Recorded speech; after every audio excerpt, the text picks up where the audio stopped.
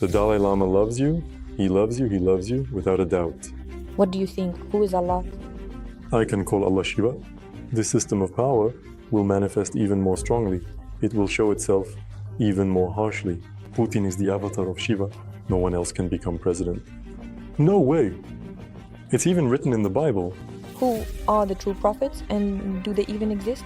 How can we recognize them? Of course they exist. For example, Zhirinovsky is a true prophet. Try it, I bet on that. And he reached a state where he could be a prophet, even while being unrecognized during his lifetime. If a person wants the end of the world from this life, I'm sure they'll get it. Hi, Anton. Today we meet again to respond to the comments from our dear viewers. Let's start with this comment. God doesn't care about humans. God created this world and enjoys the suffering of people. He feeds on the energies of grief. The host is feeding Atino simulacra. A good business. Is that true? And whose God is it then? Yes. Each of us is Mahadev. Each of us is a creator. To some extent, each of us can enjoy tragedy, the grief of another person, or maybe not enjoy it. Maybe create, maybe destroy, maybe to free your consciousness from material aspects and see everything as a unified whole. You might instead dive into fragmentation, into division, into matter, and not see anything beyond your own body. This is free will. It's the choice of every conscious being. This person made their choice. And they also have the right to exist. And I made a slightly different choice. That allows me to enjoy life. That lets me share some secret aspects of the universe, to teach, to observe how other people grasp different aspects of what we live in and of themselves. And they tell me later, inspired, about what I went through, felt, and perceived in my own time. And I'm hearing it from other people now. It's basically the same thing. Yes, everyone chooses their words, but the essence is still clear. And these people make a different choice. They, just like me, decide to see wholeness and unity, to enjoy life, to develop themselves, to expand their spectrum of perception. So, whether it's true or not, for this person it is true, while for us, it's a bit different. The earth is far from paradise. Even in nature, balance is achieved through killing some animals by others. It's the same with human civilization. War all the way. So it's not worth building illusions. What do you think, really? Is our world doomed to suffering, wars, and killings? And do we have no bright future? Why is it all about suffering then? Why suffering? I know a bunch of people who enjoy killing. For them, everything is fine. For them, there are no problems. They ended up exactly where they wanted to be, there, where they find their pleasures. If someone is focused on being outraged by this world, they can find others like themselves. There are many people who are outraged and get pleasure from it. Try to forbid them from being outraged. So what about you? They'll eat you alive for that. Our world is multifaceted, and each person decides for themselves which facets they want to be in. I suggest that people expand these facets to the maximum and see the whole picture. But if a person doesn't want to expand, and so everything suits them. So he chose his own position and stands by it. Are there really that many people? A huge number. The other thing is, for some reason, he suffers from his position. Although many people in similar positions get pleasure from it, it's starting to feel like some kind of masochism. Why does he do that? Why did he choose a position where he suffers? Why not choose another position, one where there is love, beauty, joy, pleasure? It's all here on our earth. Yes, this is not paradise. That's an obvious fact because there is a clear description of paradise, and this is clearly not it. But it can be very good here too. As it is inside, so it is outside. This works if you are honest with yourself. So he needs to close his eyes to the bad things like wars, murders, and other dreadful and unsettling occurrences. He needs to open his eyes to what brings pleasure and enjoyment. If you open your eyes in that direction, so that movement in that direction will create those spaces around you. So you are restructuring your inner world to focus on the aspects that you like, and those aspects start to appear around you. There's nothing complicated about it. Let's touch on the topic of Buddhism. In one of the videos, Tavi revealed a shocking truth about the Dalai Lama, that he is actually dead inside and is a kind of parasite. That's why he participates in dark rituals with little children, as we recently saw in news reports. Of course, Buddhists disagree and respond very calmly, defending their leader. For example, they say every person, when they open their mouth, is only talking about themselves, wanting this or not. Well, we are, of course, talking about Buddhists. We won't try to convince anyone, but for our other viewers, we want to clarify what signs can help identify a person who is dead inside and what dangers they might pose. They don't hide that they are dead. They basically say openly, we jump from body to body, and we will keep jumping. Why don't they go to heaven? Why don't they go to freedom? Why don't they break free from the cycle of samsara? All of Buddhism is soaked in the idea of breaking free from the cycle of samsara, and they stubbornly, time and again, jump from one physical body to another. They are found again and placed back on the same throne. Why do they do this? I don't have an answer to that question, why they do this. I'm just stating what I see. And I'm not the only one, by the way, who sees this. And I'm far from being the first to say this. Moreover, regarding the open mouth, after all this hype in the media, internet space is on. Something like a response from representatives of Buddhism appeared on video hosting sites from some person who is directly related to the Dalai Lama. And if you watch this video, where he justifies it, if you just watch it impartially, there is a man in a suit, like at demonstrations. There's a big video sequence, and what stuck with me is that he stands there and starts trying to convince the audience. Yes, the Dalai Lama loves you. He loves you. He loves you. You can't just... And so you look at this and think, well, okay, if for them this is love, for me love is a bit different vibrations. It's something beautiful, pleasant, gentle. But I understand that there are people on our planet who are ready, even just to recognize something like that as love. I hope that sooner or later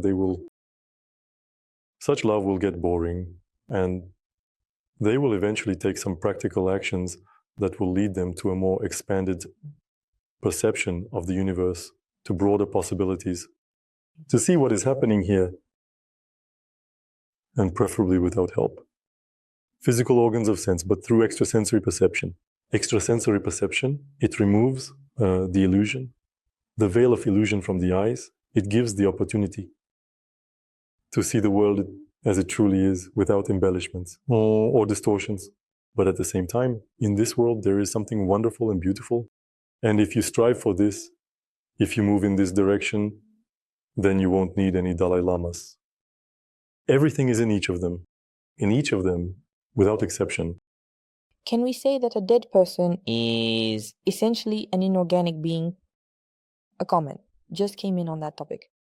Thank you, Anton, for sharing your experience. A lot of my own has become clearer. A question: you often mention expressions inorganic. Can you tell me more about them? What is the difference between them and organic beings and everything else? What other classifications are there? Organic, inorganic form of humans? Well, I have to somehow talk about this world, so I use words. An inorganic being, it does not possess a body that resembles a flow, like an endless thread that weaves through the universe. An inorganic being is directly a concentration of energy that moves freely through certain dimensions of space. To those dimensions that you can't just access in a physical body, they do it with ease, but at the same time, they don't have physical bodies and they don't have a flow. They are not connected to it. A person has both a physical body and a flow. So, a person who develops their skills and expands their abilities eventually discovers that they are not just flesh, but also a huge energetic structure that permeates the entire universe. And in this energetic structure, there is a process called death. And this process, it cuts off from this flow those fragments of consciousness, that excessively crystallized ones, which actually die from this flow. Just like leaves can fall off a tree, some leaves affected by disease affected by parasites. The tree simply sheds them, and in their place a new leaf grows. The same goes for the flow. There are a huge number of particles that go with it, connected, with which they are linked, but depending on how these particles manifest themselves, what they move towards, that is how the flow deals with them. And quite often it simply expels them, meaning it cuts them off. And so when a being born of a human loses its connection to the flow, it simply turns into a kind of cloud of energy, like an inorganic being. So from one form of life, it transforms into another form of life.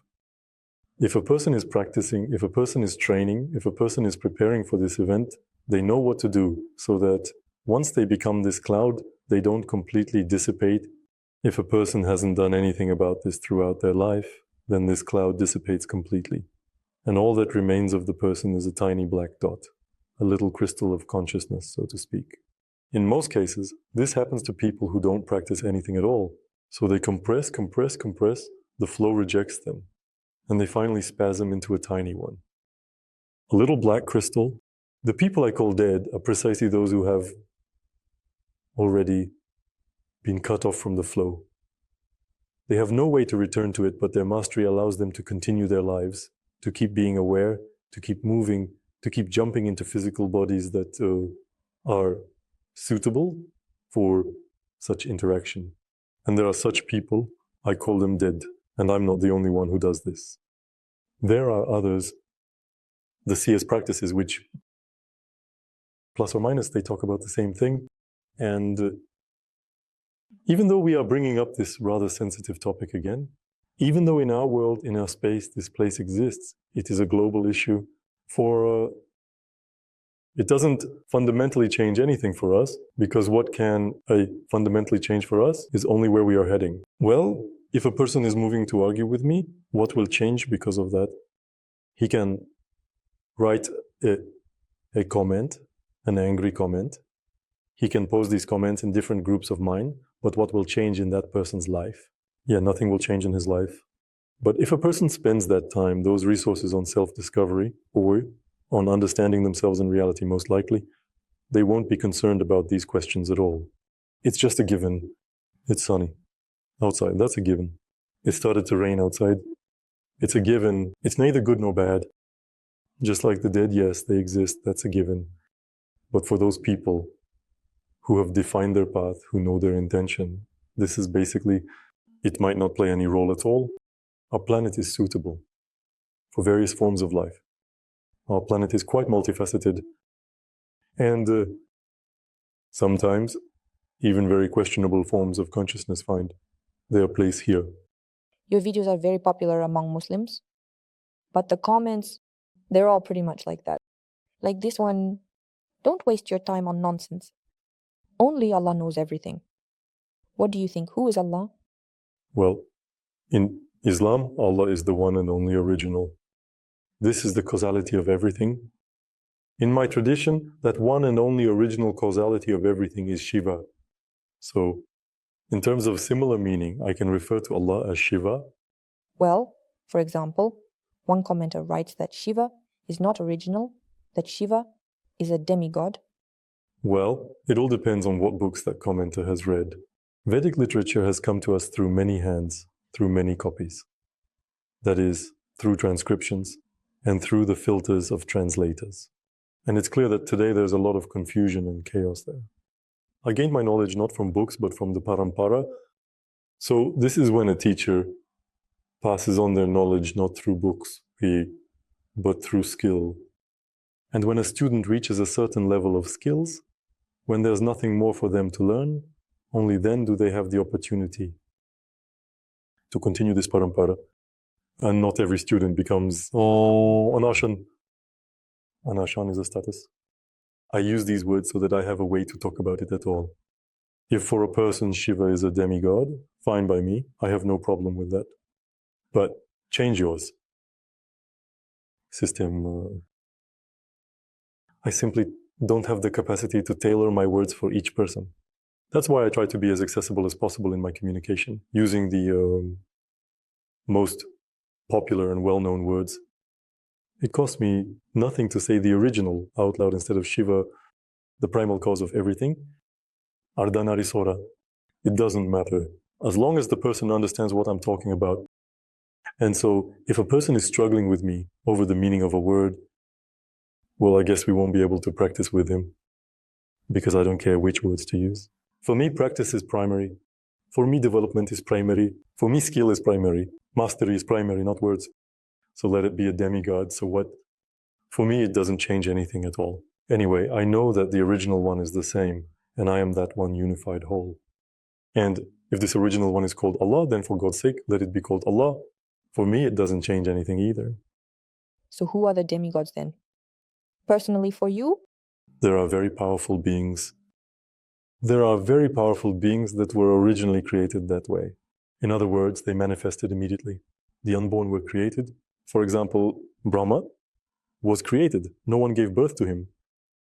Vishnu also just appeared. No one gave birth to him. There are beings who have reached very serious states while being born as demons or humans in other different forms. And through practices, through exercises, through meditation, mantras, they did everything, rituals. They reached such states where they could already match their abilities with Brahma himself. Different situations arise, but if we use the word demigod, then it's probably those who have achieved their power through practices, being unborn, and in such a state right from the start. Like God. In one of the videos, you said that the president of the Russian Federation is the avatar of Shiva. People in the comments are divided into two camps. Some are positive. For example, he is incarnated to fight against evil, and to bring him into manifestation, it took more than 1 millennium for the salvation of humanity and the salvation of the earth, the galaxy, and the universe. And others are negative. Yes, oh, Anton Mikhailov, you're also a coward. So frankly, and no one has managed to lick deeply yet, you are a true master of your craft. You'll go far. The name Anton is actually very harmonious and amazing. With something torn and used, good luck to you, Anton. Well, thanks for the good luck. Given my intention, it will be useful to me. But tell me, why do people get so emotional about Vladimir Putin? Because they have nothing to do. They sit, stuck in their own sufferings, pain, and a distorted perception. I say, guys, open your eyes, look at the world. It's so multifaceted. They pick out one thing, rephrase it in such a way that it doesn't correspond to reality. I never said that Putin is an avatar of Shiva. I didn't say that, not even close out loud. But at the same time, the commentators have somehow already come up with this. So people entertain themselves this way. I can't forbid them from doing that. Let them entertain themselves. It's just him. What's all this for? Will it lead to with a specific person? Here he writes a comment. All right, I wrote it. He accused me of terrible sins. What will happen next? I move towards realizing my intention, and I'm still moving in that direction. And where does his energy go? That's because of his emotions. This commentator. Into games, of course. There are games in social networks.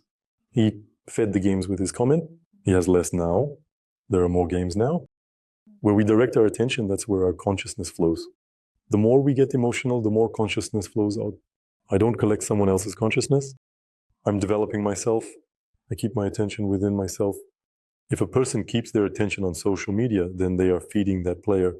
What do you think? Would the situation change if someone else were president? No one else can become president. Not at all. It's even written in the Bible that all power comes from God. I understand that right now. A whole bunch of commentators. We will gather those who are unhappy with this statement, but again, it's not me who said it. It's written in the sacred scriptures, in the Christian sacred texts. And that also makes sense. I can only agree with that. Because the only person who can lead society is the one who has accumulated all these vibrations within themselves and has become a reflection of the state of society. So, well, they didn't call the president by name and surname, like a conglomerate, like a leader. He will always be more or less the same. Well, could people live without a president at all? Well, I don't know, maybe through collective self-governance or some other way. Well, look, you're asking a question and I'm looking out the window. And out the window, I see that we don't have an example of a society without a leader. There is no such society. Therefore, a society that has a leader is more viable. It's just an obvious reality. I know that there are anarchists. I know there are people who make it the meaning of their lives to be outraged and resist everything. I know there are people who burn their passports and think that something will happen because of that. They have spiritual development, but there's also the obvious reality that says, if you burn your passport, you're just going to end up with a bunch of problems. That's all. And if you didn't burn it, it doesn't affect you in any way. This passport doesn't interfere with spiritual development, not at all. There are people who continue to advocate for the viability of the USSR, that the USSR didn't actually fall apart, that the USSR still exists on paper, all of that. At the same time, I take the passport of the Russian Federation, cross the border of one state, and everything works. Everything works in another state. In a third state, somewhere on the other side of our earth, everything works. Take your USSR passport and try to cross the border. Why make life so complicated for yourself? What is it that people can't get enough of? What is it that makes it so hard for them to live in peace? Why can't they just enjoy life? Just develop your skills, your perception, expand them, connect with your soul, love. No, they need to fight. They always need to argue. They need to defend some positions that don't fundamentally change anything in life. And most importantly, not only do they not change anything in life, but they also have no real reflection on the whole planet. Where's the example to follow? Who succeeded? On the contrary, I believe that in the near future, the system of power will be even more tenaciously manifested. It will show itself even more harshly. There won't be any of this. We're just on our own here. It simply won't happen because that's how the world is arranged, because that's how energies move, because it's the Kali Yuga. And this, I don't want to, I won't. That's just people's whims. And these whims prevent them from being happy here and now. And I'm not defending either the state or religion right now. I'm just saying, guys, if someone advises you to die first before being happy, then you probably shouldn't listen to that. There's a comment under your video with the forecast for 2025. I'm fed up. These false prophets. I agree. I'm completely fed up. I have no strength left. People are already tired of forecasts, and they indiscriminately label anyone who even slightly stutters about the future with the mark of a prophet, or rather, a false prophet. So what do you think? Who are the true prophets, and do they even exist? How can we recognize them? Of course, they exist. Well, Zhirinovsky, for example, is a true prophet. Try it, I bet on that. What he said in the 2010s, in the 2000s, in 2014, it has come true. It has happened. But what is it? These are his superpowers. Magical? Or is it his sharp mind and intellect that can calculate 20 years ahead? The question, it's mastery, that's the answer. How did he get to that mastery? Through hard work. He studied through hard work, he grasped it, he engaged with it, and he reached a state where he could be a prophet, even while being unrecognized during his lifetime. And only when these events started happening, it suddenly became clear that, wow, this is real. And there are certainly quite a few such people. Such people do exist. It's just very easy to lump everyone together. Don't think about it. I just put my fingers on the keyboard, and all the scoundrels immediately froze. And there is an obvious reality, very stubborn, very harsh, that time and again shows that yes, there are people who can predict quite accurately. And yes, there are people who just don't have a clue, just missing the mark on all points. And all of this gets lumped together. Why does this happen? Well, it's about the scarcity of perception. It's hard to hold on to the idea that both this and that exist at the same time. It's really tempting to simplify and reduce everything to just one thing. Even a computer works on two symbols, initially on 0 and 1. If you simplify everything down to just 0, then it won't work.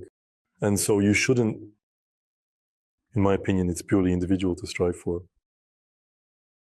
The primitivization of yourself to the point that all that's left is just a 0.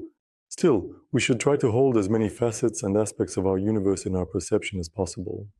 Muslims also offer their recommendations on spiritual practice in the comments to your videos. Here's a comment. So read the Quran. It has come to us from the Almighty in its unchanged form, and it remains so to this day. Because there are two keys. This is tajweed, which means the rules of reading not just the letters but also the sounds of the Quran and the Sunnah of the Prophet Muhammad with the interpretations. This is how one should live according to the Quran. So what do you think? Do such practices work? And is it really true that Muhammad was a true prophet? I believe that on the planet, ones live by the rules they attribute to themselves. Once. And if people won't be hypocritical and aggressive at the same time, but will simply remember these rules and reflect on their past year of life. They will agree with me on, it doesn't matter who it is, Muslims, Christians, Buddhists, Hindus, only a few manage to live by the rules that were prescribed. And those who do this, they really experience very deep states. And such people exist in all religions and traditions. But mostly, these are people who live in monasteries, in hermitages, who live somewhere, in temples, in solitude, where there is an opportunity to follow these rules, where it's easy to do so. But there are people who live in cities, in society, in a social environment, where it's practically impossible to follow all the rules. So what are we fighting for now? What are we fighting for? For rules that no one follows. So why are we doing this then? For example, I suggest such rules to people that have a real effect on spiritual development and allow them to exist in society, in a community, in a family, and enjoy it at the same time. Yes, these might not be the most effective practices in the world, but they allow you to live day by day and enjoy life while doing so, developing your spiritual aspect. But at the same time, there are practices where you get locked up there in a monastery, or are you there by yourself? You lock yourself up by your own choice, where they will feed you poorly so that the spirit awakens within you. The energy was awakening. They will make you pronounce the words correctly. In my tradition, there is also a correct way to pronounce words and sounds. This is called just a mantra. There are special texts, there are long texts, there are short ones, which consist of literally 2 or 3 lines. All of this is true, it all exists, and it doesn't really matter what words we use to call it. The other thing is who is doing it, and how well the one who does it does it. That's what defines it. It's not about what is, but what isn't. Why did we agree, and what did we choose not to agree with? The practice defines the practice of a person, and what does he practice? Yes, there are countless paths. This is even our most ordinary Orthodox Christianity. It also has a very strict training system within it, going through which, well, you can't help but see God will be the manifestation of a superpower, if I could express it that clearly.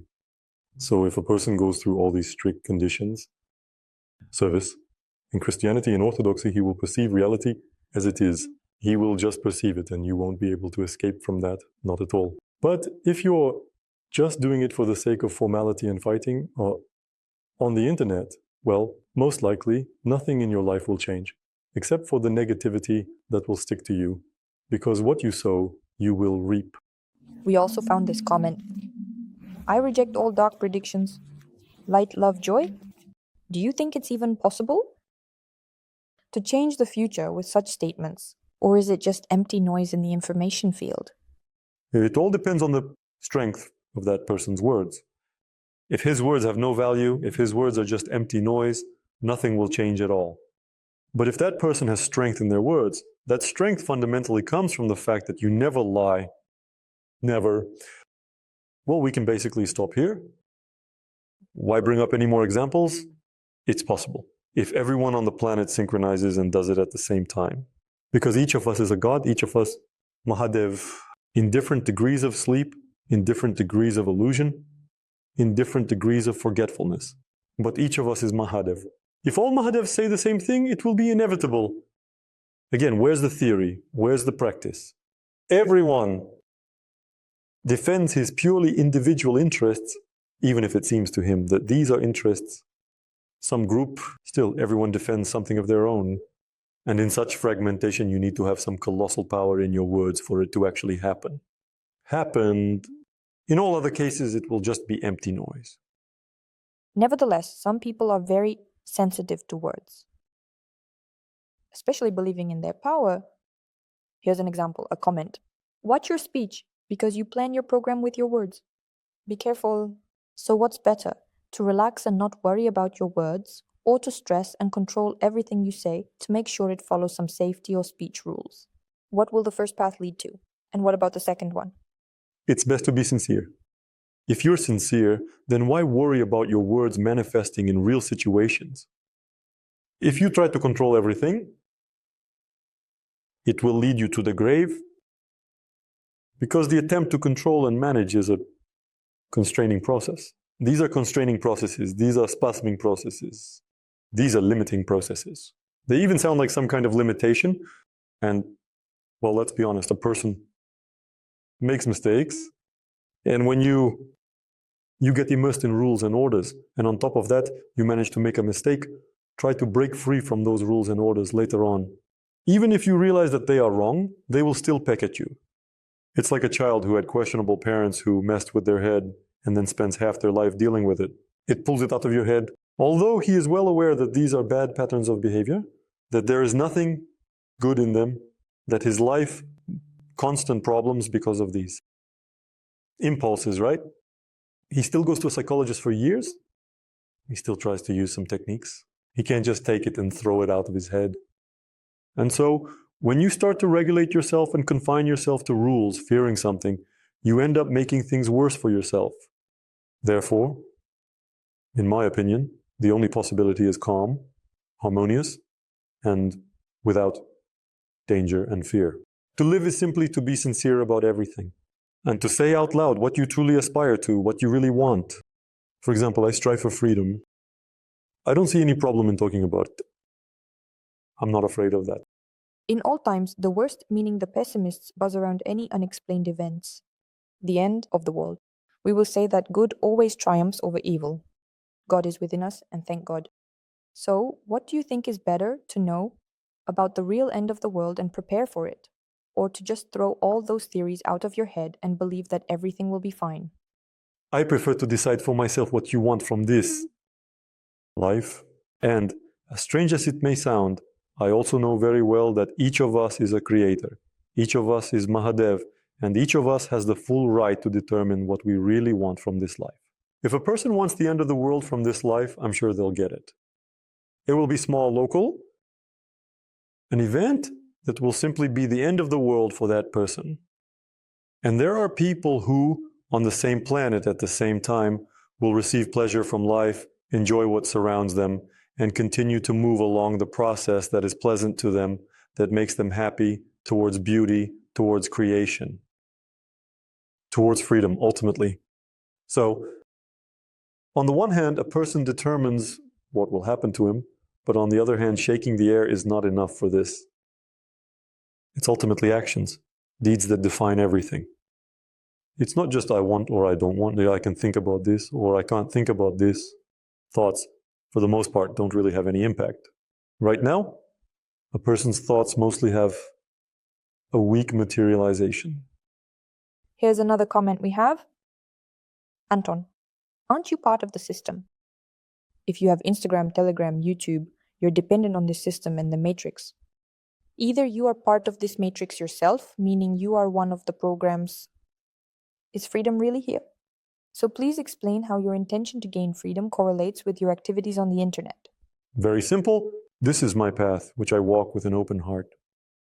And I get from all these processes the opportunity to move forward. It's the same as asking, you're standing in the middle of a swamp, and over there are meadows, beauty, and mountain lakes. But how does that correlate with the fact that you're standing in the middle of a swamp? Yeah, it's no big deal. I'll walk through this swamp and get to the meadows, to the fields, to the mountain lakes. There are no problems. The fact that I am moving through this now, well, that means through this in short. So it's faster through this. If I could teleport to the point of realizing my intention, it would probably have already worked. Every person has a path they must walk. Every person has certain intermediate points, intermediate events that they must go through. Some of these events are determined by us, while others are shaped by the Spirit, which guides you into the most suitable form, the realization of your intention. In other words, it might be a bit difficult to say right now, but in other words, let's say I want to climb the mountain with my own hands. But to do that, I'll go to some gym, an indoor one, maybe even stuffy, and I'll be sweating on some plastic, some kind of plastic concrete structure, climbing a maximum of 2 to 3 meters. But I understand why I'm doing this. I understand that these 2-3 meters are not an achievement for me. It's just training. And when I train enough, I'll approach a real rock and climb it, because my muscles, my skills, and my abilities will allow me to do that. It's the same here. I move towards the point of realizing my intention through the structures, through the spaces that exist between me and that point of realization. There are no problems with that. In the video where you talked about the truth that drives people crazy after they learn it, we found this comment. He says there's no reincarnation. I didn't understand. Is he in a hurry? Where is he in such a hurry? He's asking what perks are there after death. So yeah, why rush? To get everything done? No. I understand that all those who think they know more than anyone else actually know nothing at all. And they got even more confused than the one who is asleep and sees nothing. Wow, they're rushing nowhere. They live in pursuit. Why? I think the truth, on the contrary, lies in relaxation, acceptance of everything, and just float, observe, since there's no meaning in anything anyway. So please explain, where do you want to rush to and why? Is this exactly the person who knows better than everyone else, right? Well, what can I say about that? First of all, the practices I show, a huge part of them is relaxation. Letting go, observing natural processes, and not interfering. What is it if not going with the flow? And that's exactly what it means to go with the flow, but to go with the flow of your own nature, your own energies, your own flows, visions, their awareness. There are practices where you define your own end goal, not the true goal, not the real goal, but your goal, your own intention. When so, God, the Creator, creates reality. He doesn't ask for permission. He doesn't ask what's right or wrong. He just creates. The same goes for a person when they define what they are striving for. They don't ask whether he defined it correctly or not. He just does it. He says, I want to go there. Why there? I want to. That's it. This conversation is coming to an end. Next, who's rushing? What rush? Where am I rushing? I'm just sharing what I see. I'm sharing what I know. I'm sharing what I've been trained in. I'm sitting calmly in a chair. I don't fidget. I don't run around. I don't rush at all. Well, the commentator lives in their own world, in their own perception, and from that perception they formulate questions. How much do they correspond to reality? That's another question. And what can be said about this? What does a person want from me with a question like that? What should I respond to? Just to comment, well, we just read it, and I just expressed my thoughts on it. I don't remember that there was anything in this question, not even in this comment. Some kind of question for me. I asked you, where do you want to hurry to? Why are you rushing? You asked me where I want to go. I'm not in a hurry anywhere.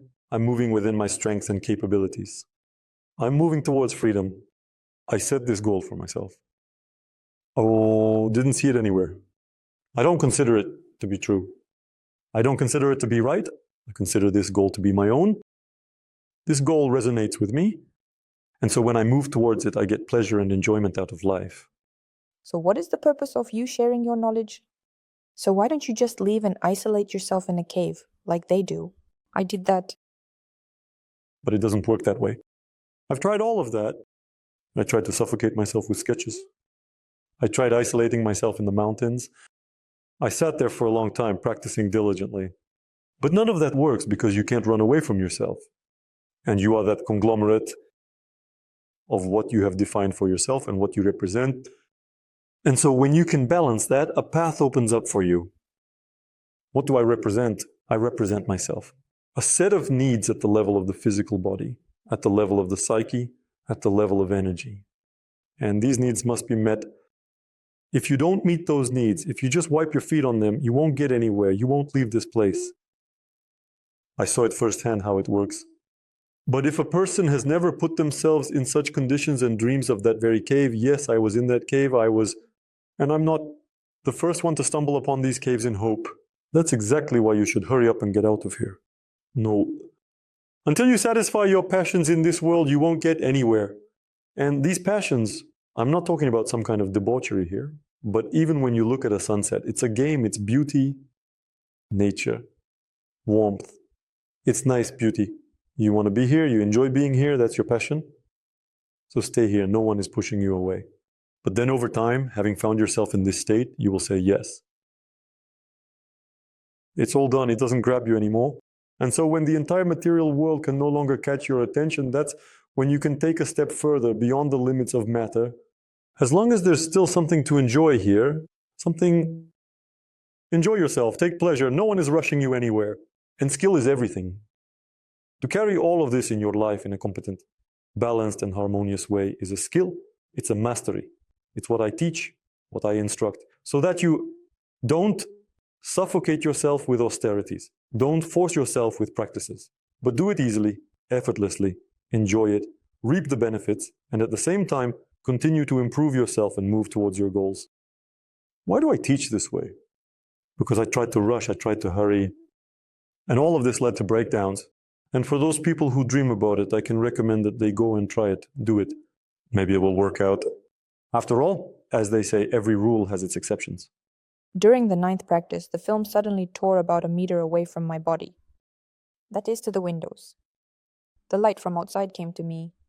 At the same time, energetic palms appeared and came together at the level of the chest. From this light, in front of my chest, a light sphere formed and began to smoothly enter through my head. It entered my chest and shone, and I'm in the light, and I'm glowing all over, and I'm just a huge light. And the source is flowing from the chest, like in the icons.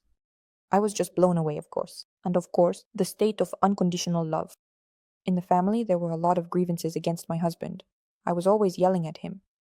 After that light, I sat down to drink tea and realized how ungrateful I was. And everything is not like that. And I remembered everyone, and as I understood, like everyone else, really, judgment of people. I was crying, drenched in snot and mucus. The impulse of love pierced the image of my husband. And now everything is okay. And the state, I can open my heart at any moment, and it's a very pleasant feeling. Something like that. It all just happened on its own.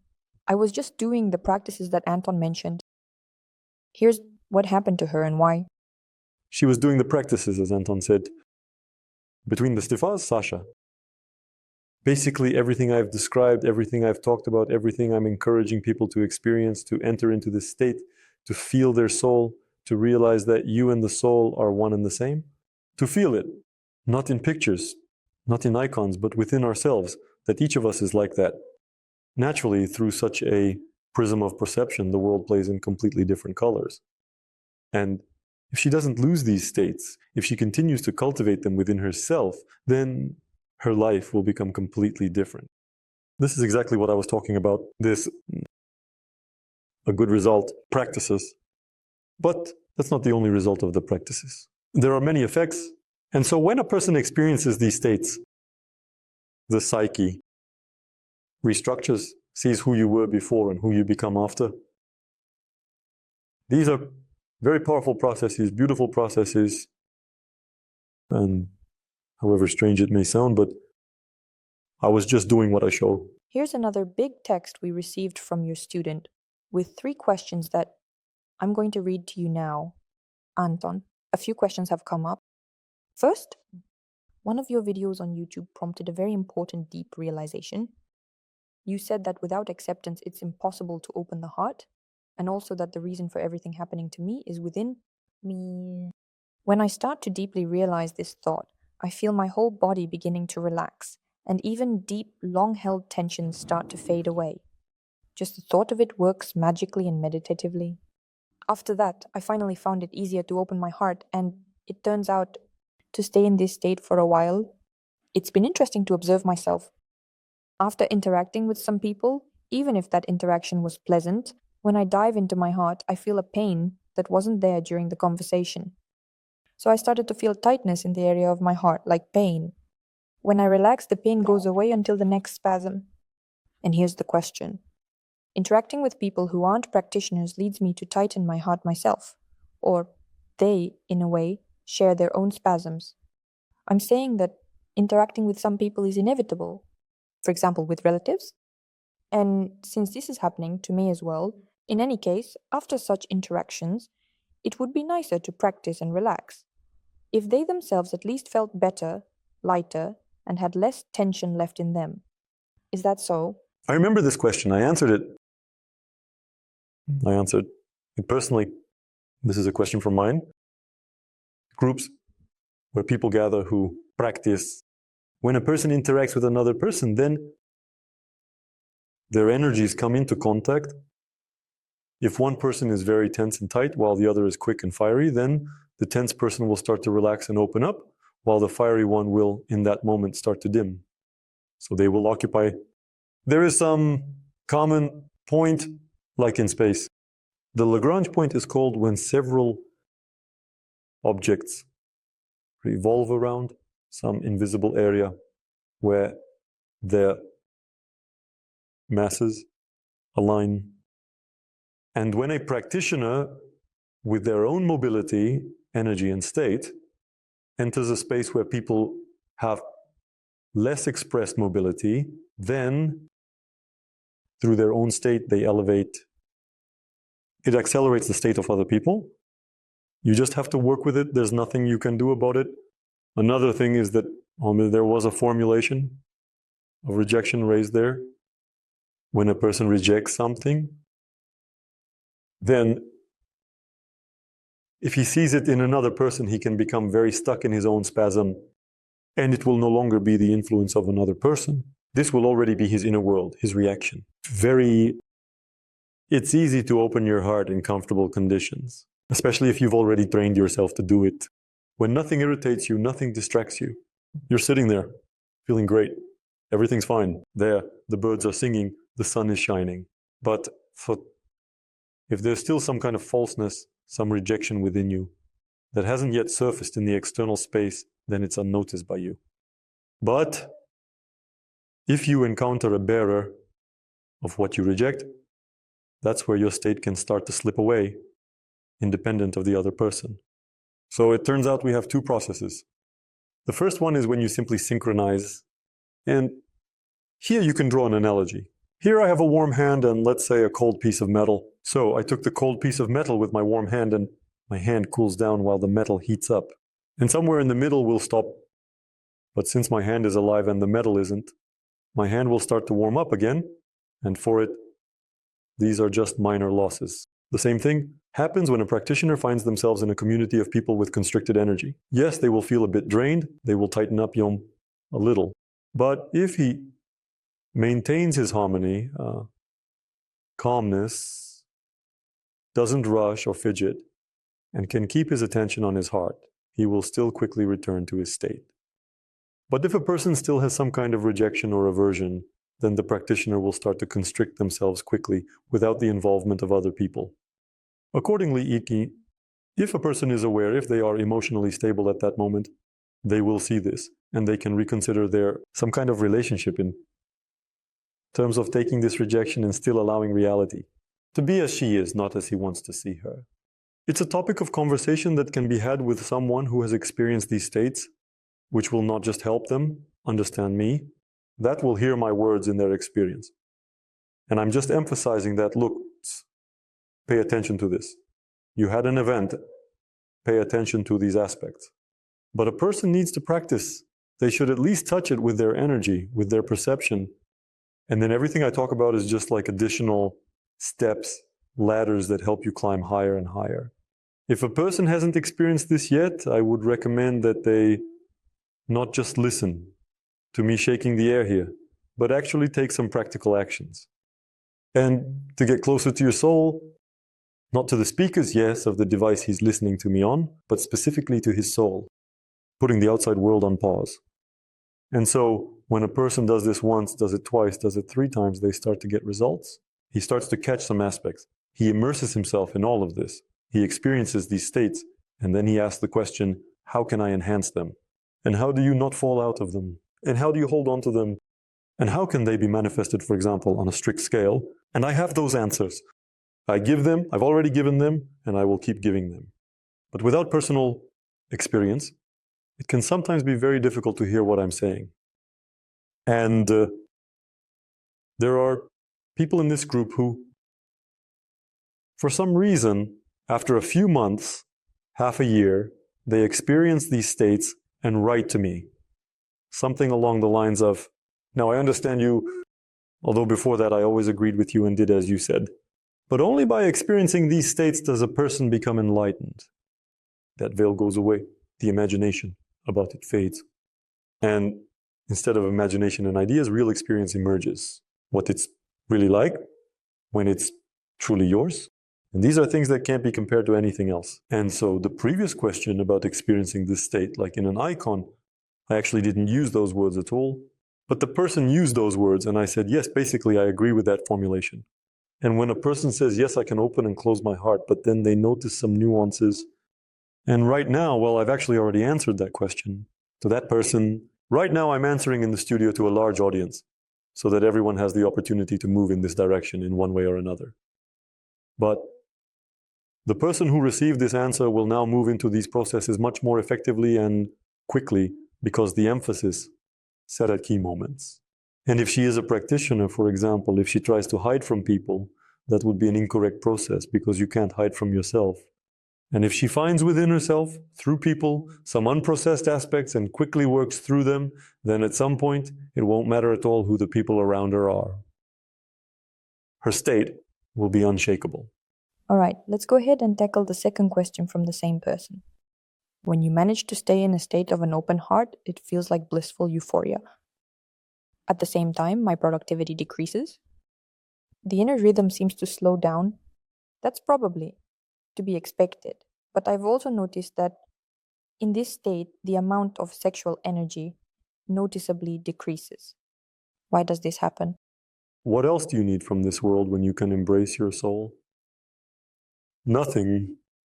But unfortunately, it can be extremely challenging to stay in that state. And so when a person falls out of it, they suddenly remember that they want something more, aside from the connection with their divinity in their heart.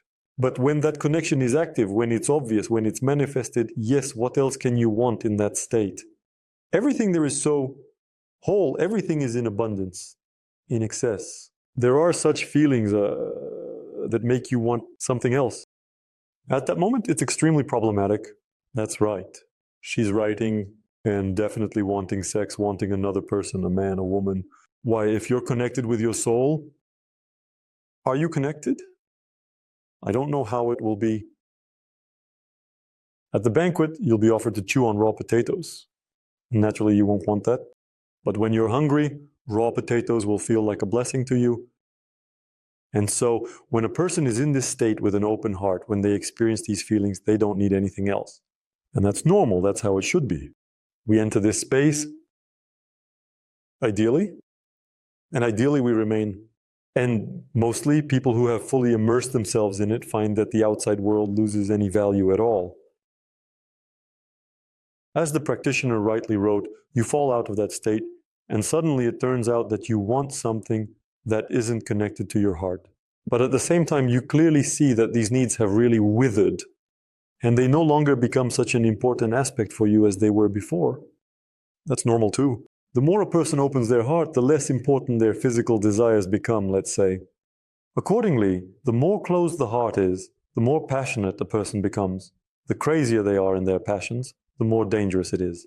His needs become, let's say... All right. And let's tackle the third question. When I practiced over the past year after the sessions, I felt like I was becoming significantly stronger. And overall, the energy power increases significantly.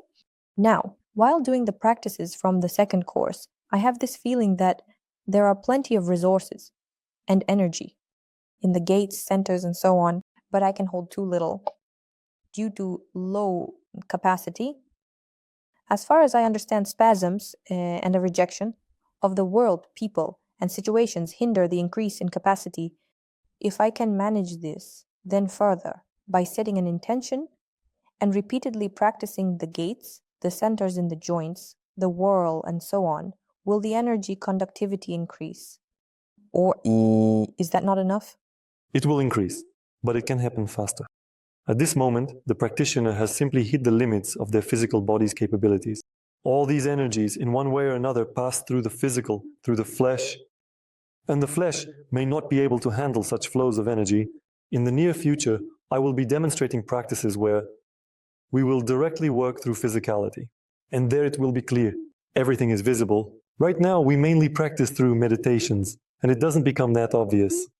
But the truth is that even the slightest muscle tension already creates problems for the movements of energy within the physical, and people here grow for a very short time and spend a lot of time dying. So when the physical body loses its mobility, loses its state of regeneration and recovery, and starts to wither, then following this, the energy also loses the ability to pass through the physical without obstacles. Accordingly, if you practice, then this tendency to forget it can be interrupted, and through energy, begin to pull your physics into a healthy state. Manifested mobile state, although in physicality the word tone probably fits better. And you can do all of this faster by helping your physical body with physical exercises. So we have a capillary system that directly affects the conductivity of the physical body. If the capillary system is healthy, if it is well branched, and if the tissues are well supplied with blood, then the physical body easily allows vast amounts of energy to flow through it. And so, for example, practices like Kundalini become completely safe and are perceived as completely normal by the physical body. If the physical body is clamped or clogged or capillaries, they can't properly supply certain areas. That's it. When raising Kundalini in those areas, burns may appear, so the physical body won't be able to handle it. We move Kundalini very carefully and cautiously, so we avoid these processes. But if you force it in there, you'll see results right away. It's obvious, as they say. And so to prevent that from happening, you can and should train the physical body and train it in fairly gentle but regular conditions. What could this be? Besides, by the way, the capillary system, there's also the lymphatic system. I definitely don't forget about it. So what could this be? Exercises, some levels of fitness. I'm not talking about weightlifting, I'm just talking about gymnastics. Actually, these can be some bath procedures, spa treatments, a contrast shower. Of course, you should start with slightly warm, slightly cold water, and then finish with that through a hole in the ice with snow, and that's all of it. Don't rush to the bathhouse and jump into the ice hole right away. Gently, little by little, develop it. These can be dances. If a person dances to some lively, hot, fiery dances, it helps the physical body adapt to the energy faster. Swimming can help, walking long, rhythmic. They can help. So you need to train your body in addition to energy practices. Is it necessary? Not necessarily, but it will be faster that way. And now this practitioner has simply reached the limits of her physical capabilities. And the body can no longer absorb as much energy, as much consciousness as it can generate within itself. And she feels that, yes, it's like there is energy, but there's nowhere to go. It doesn't fit. So you need to work on your physical body, help it, and in this way, the problem will be solved. Well, I'll say it again.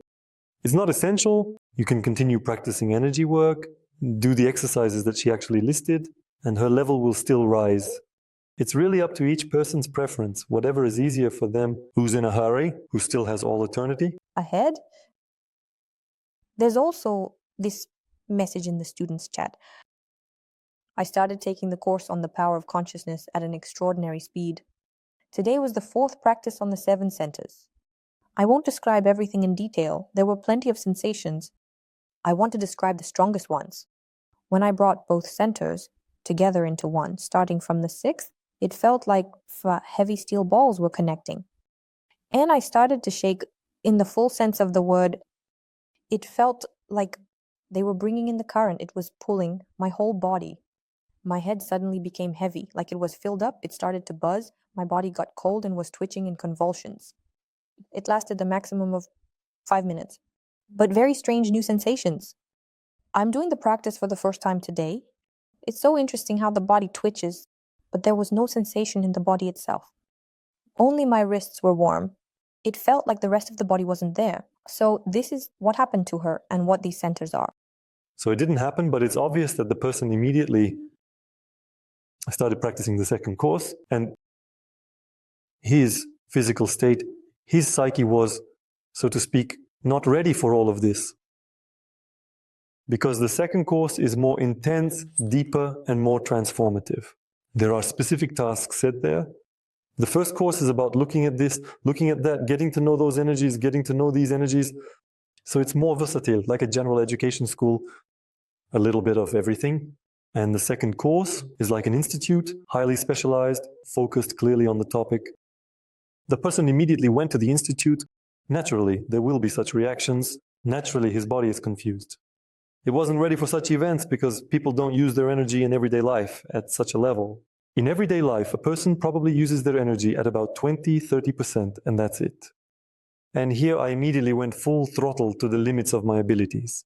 Naturally, these are all effects, the effects of energy manifestation. And these effects will gradually decrease, and the mobility of energy will increase, and the awareness of energy perception will grow. It's just a matter of getting used to it.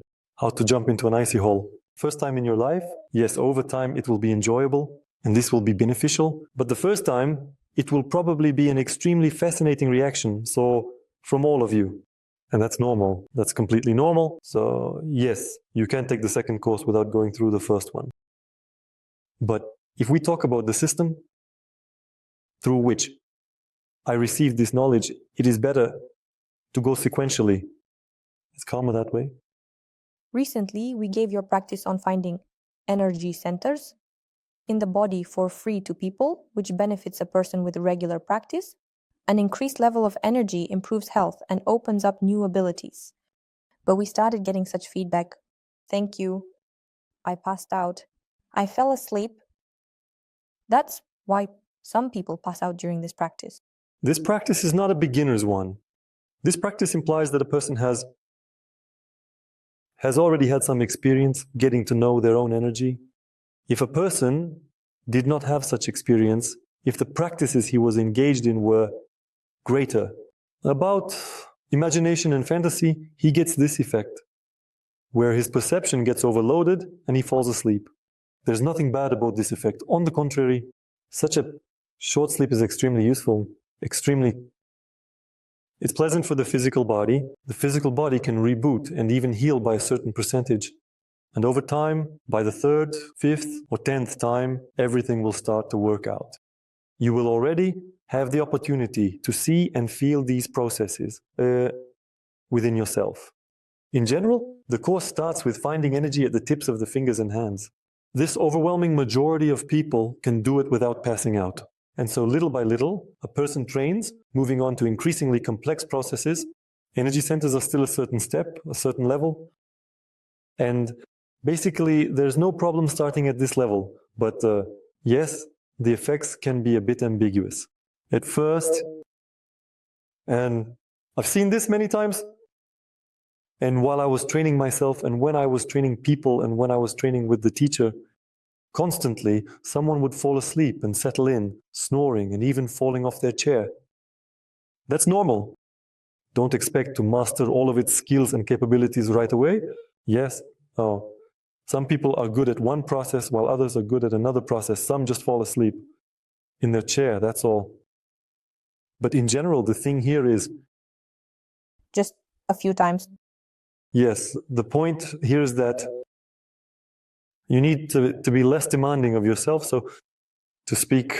And just by increasing the number of repetitions, you can raise your level for a normal perception when interacting with your energy centers.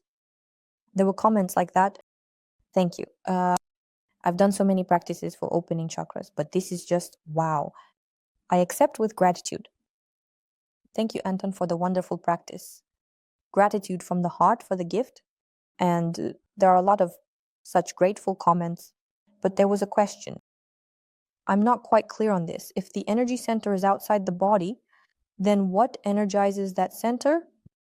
Though, to answer this question, we need to bring a sense of multidimensionality into our perception. How can we, with our rather linear senses, do that? Well, maybe just a little bit of imagination. The center is only, in our perception, something that is unclear about where it draws its energy from. In fact, it's of incredible size. A space that consists of a single vibration. You can draw an analogy like this. For example, in a musical instrument, the strings of a harp are tightened. Each string resonates at a specific frequency. And just like that, in a person, each energy center vibrates and manifests one type of energy. We have these centers, both inside the physical body and beyond its boundaries. The person who posed this question somehow emphasized those that are beyond the physical, but their nature is absolutely identical, whether they are beyond or within, and they draw their energy from one very simple and understandable process. It's the wholeness and unity of the entire universe. No matter how much they emit, no matter how much they give away, somehow, through multiple transformations, changes, disconnections, connections, mixing, stirring, it all eventually leads to a new cycle. It's like the rain that fell to the ground was absorbed, evaporated, and rose into the air. I understand, of course, that there are people who are completely against this. But can you give an example? I need to provide an example, so here it is. So it's a cycle of energy. So their nature is infinite. If we accept ourselves as part of the entire universe, we are also infinite. It's a different matter when you feel it, when you express it, when you see how the energy center, it relaxes, flows, and starts to gain intensity in its outpouring. And you, in turn, become more and more powerful. You seem to be pouring out. It feels like it's flowing out of you, yet your power is growing. Because the person is a conductor by their very nature. Not a collector, not a battery, but a conductor. The more flow you channel through yourself, the more is available to you. And energies are infinite by their nature. They cannot run out in any way. And we can express them with any degree of intensity. Well, to understand this, to explain it, we can't do without multidimensionality, because in linear, you can't loop this. In your perception, no way. And how will a person's life change if they decide, for example, to practice this every day? I actually explained in this practice what each center is responsible for. Well, basically, specifically, what each center, the first, second, third, and so on, is responsible for. And if a person starts to express these centers, dissolving the hidden structures that prevent these centers from functioning properly, removing the spasms and tensions at these levels, then everything that these centers are responsible for will grow for that person in geometric progression. So those levels of physical aspects, physical life, everyday life, will gain their intensity and play in new colors. To bring pleasure to a person, well, briefly, if we run through it, the first center is about survival and the continuation of the species. The second center is about the connection with descendants, with relatives, with parents, and with children. The third center is the center of will manifestation, control, management, upbringing, and training. It's quite a powerful center. The fourth is the manifestation of you as a worthy person, as a person who has the right to want, has the right to receive. A person who has the right to express themselves is their personality, their individuality, their beauty, their creativity. The fourth center. The fifth center is sincerity. It's the ability to speak, the ability to declare, the ability to state, the ability to disagree, and the ability to agree with oneself, first and foremost. It's the truth, it's honesty, it's multiple aspects related to communication. The sixth is intuition. The seventh is the energies that allow for creation and creativity, and to create not something ordinary, what you were taught, but something unique, something masterpiece-like. This is the seventh center. This is its energy. Naturally, we can, in one way or another, clamp down, suppress, or encapsulate each center in an incredible number of ways. And the person who releases them opens up all these possibilities for themselves right here and now. And you don't have to die for this, hoping to get to a place where it will be good. Listen, it really sounds cool. I think we'll definitely put a link to this practice under this video. And you, dear viewers, be sure to share your impressions and questions, and maybe we'll go over them in the next videos. Of course, we'll go over them. Thank you very much, Anton, for your answers. We'll come to you again. Do you want to unlock your inner strength and learn to manage energy? The course, Power of Consciousness 1. Practical energy will provide you with tools to improve health, develop intuition, and gain a deeper understanding of the world. Join and start changing your life right now. Link in the description.